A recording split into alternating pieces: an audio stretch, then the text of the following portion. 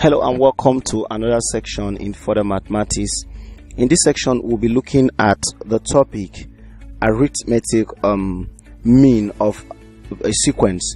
Now when we talk about arithmetic mean, we're talking about mean of numbers.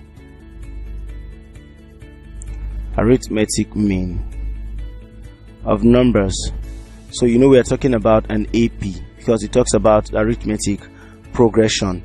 So arithmetic mean is just we still make use of the same formula that we have in AP. You know, the formula for finding the number of term of an AP is A plus n minus 1. Then we have a common difference. So with this, let's say for example, you've been told to insert 4 arithmetic means between -5 and 10. Now you're being told to insert 4 arithmetic mean between -5 and 10. Now they have to tell you that there are 4 numbers that are existing between 5 and 10. So what you need to do is to write the numbers. Let the means be A, B, C, and D, because you're being told to insert 4 arithmetic means. So we now have -5, A, B, C, D, and 10. Now these are the arithmetic means 1, 2, 3, 4. But we need to get the values for A, B, C, and D. We need to look for the values of A, B, C, and D. Now remember our rule. The rule is clearly written right in front of you. Now our first term here is -5, so A is -5, and 10 now is 1, 2, 3, 4, 5, 6. Our sixth term is equal to what? 10. But we need to get the common difference to enable us get all this. So let's do that. We now have our A is 5, while our sixth term, so we have -5 plus, remember is the sixth term, 6 minus 1, common difference is unknown, is 10. That's our sixth term is 10. So with this we now have -5 plus 6 minus 1 is 5D equal to 10. Now when -5 comes over to this side, you have 5D to be equal to 10 plus 5, which is equal to 15. So the value of our D is now 15 over 5, which is, we now have 3 as the value of our V. Now having 3 as the value of your D, we can now get every other. Remember, A is now the second term, B is the third term, C is the fourth term, D is the fifth term.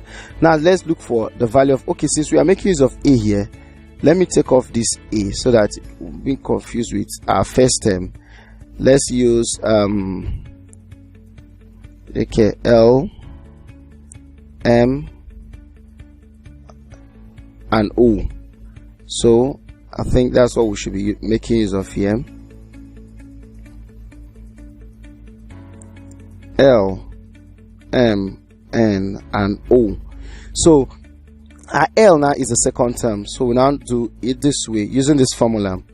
-5, we are now looking for L. -5 plus, so the second term, which is 2 minus 1 is 1, plus D, so which is equals -5 plus 3 minus 2.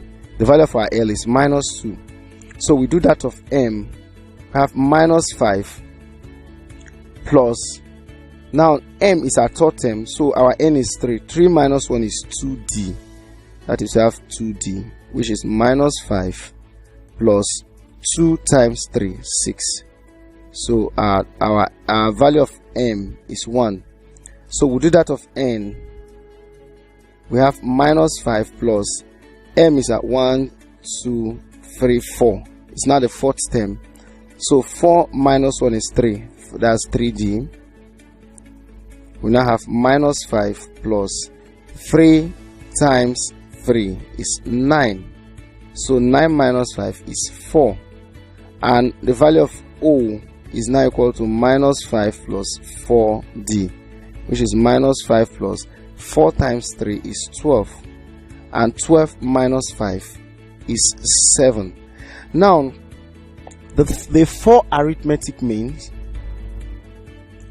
you can now come to the conclusion that the 4 arithmetic mean are minus 2, 1, 4, and 7.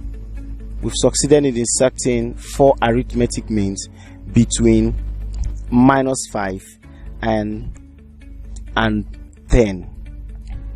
Now let's go into solving another question. Let's call this example 2. Want to do look into sum of terms of an AP. Sum of terms of an AP, and it goes with the general formula n over 2 2a plus n minus 1 d. Okay, now I want us to go into analyzing what we have here. Now when you talk about sum of terms of an AP, remember we stated it earlier on that a sequence means arrangement of numbers with an orderly pattern, but the sum of the terms is called the series. So at this point, it's just like we are concentrating more now on the series. So with this, we have sum of terms of numbers, and when you talk about sum of terms of numbers, you try to talk about sum talks about addition of numbers to a specific n term that was being given to you. Like if we have 1, 3, 5, 7, and 9. Okay, we have 1, 3, 5, 7, 9. Now we want to use sum of terms to know that sum of terms just talks about if you're adding this. If you add 1, 3, 5, 7, 9. So sum of the first 5 terms of this sequence will now be what? Which is now the series. Okay, let's add this before going into solving this and see if our answer will actually conform with our normal addition. 1 plus 3 is 4, plus 5 is 9, plus 9, 18, plus 7, we now have 25. 18 plus 7, we now have 25. Okay, let's solve for some of the first 5 terms. You know, this is a fifth term. 1, 2, 3, 4, 5. We'll solve for this some of the first 5 terms of this and see if we have 25. Now our x5 will now be equals, remember the n term is 5, we are dealing with 5 over 2 in bracket 2 times the first term here. Remember our a is 1, the first term, and our common difference is 3 minus 1, which is 2, 5 minus 3, 2, 7 minus, so our common difference is 2. So let's start. We have 2 here times 1, our a is 1, plus we are dealing with the fifth term, some of the first 5 terms, plus 5 minus 1, 4, then the common difference times 2. So we have to deal with this now, which is equal to 5 over 2. Then you open the bracket, 2 times 1 is 2, plus 4 times 2 is 8. We now move, we have 5 over 2 times 10, which is equal to 5 times 10 is 50, divided by 2, which is 25. We finally arrived at the same thing that we got here. So when you're talking about sum of terms, you're just referring to the series. So we added this 1 plus 3 plus 5 plus 7 plus 9. It gave us 25.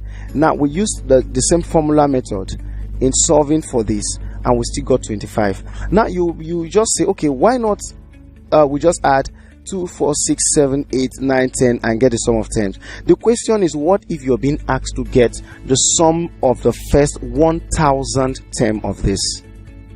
Will you go ahead into writing 1, 3, 5, 7, 9, 11, 13, 15, 17, 19, as in just continue picking all the odd numbers?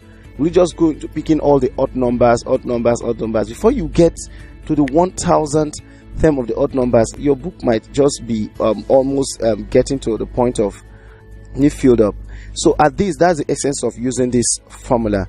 But addition gives the same, but when you use this formula, it gives you room to get the value for as many. You can be told to get the sum of, when you talk about odd numbers is a very big example of an infinite set.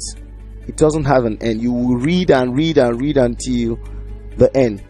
Now, if you want to consider, what if you're being told to get the sum of the first 1 million term of this sequence? You start writing up to 1 million. I think that will take you about 3 days into coming to conclusion of your answer. But with this formula, you can actually analyze everything that have to do with sum of term of a sequence. So I think we would like to proceed with it, but for now, I would like to say a very big thank you for being part of today's lesson. And in order for you to refresh your memory on what we've just discussed, I would like you to please take the test that will be popping up shortly in front of your screen. But always do well to use this lesson notes on the platform for better information on the topic we've just discussed.